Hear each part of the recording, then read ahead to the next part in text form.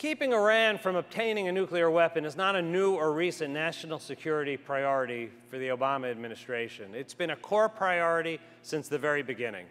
And our commitment to stopping Iran is not just rhetoric. Our commitment is backed up with action.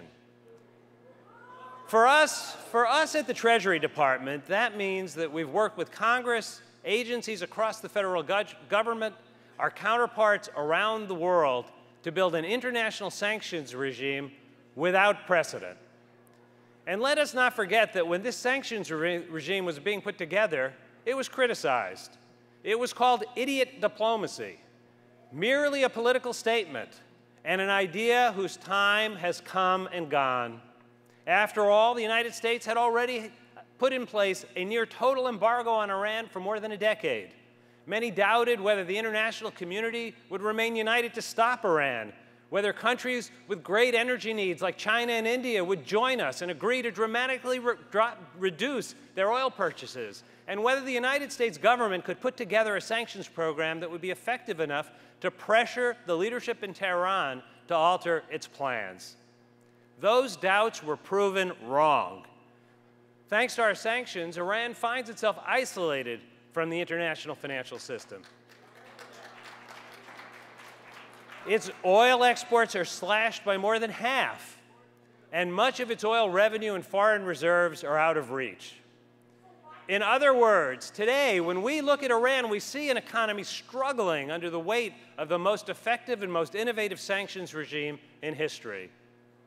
At the same time, inside Iran, sanctions helped shape the country's political discourse. And Iran elected a president who campaigned on the importance of ending Iran's international isolation. To be clear, sanctions were always a means to an end. They were designed to help bring Iran's leaders to the table to negotiate a serious agreement on its nuclear program. And while we will not know until the process is completed whether there will be an agreement, there is no doubt that our sanctions work to bring Iran to the table prepared to make serious concessions. Following months of hard bargaining and tough negotiations, we struck an interim understanding with Iran in November 2013. In accordance with that arrangement, Tehran froze and rolled back parts of its nuclear program while we continue to negotiate on a longer-term deal. At that time, some denounced the interim understanding known as the Joint Plan of Action. Some said Iran would cheat, that our sanctions would fall apart, and that this program would allow Iran to move closer to acquiring a nuclear weapon. But none of that came to pass.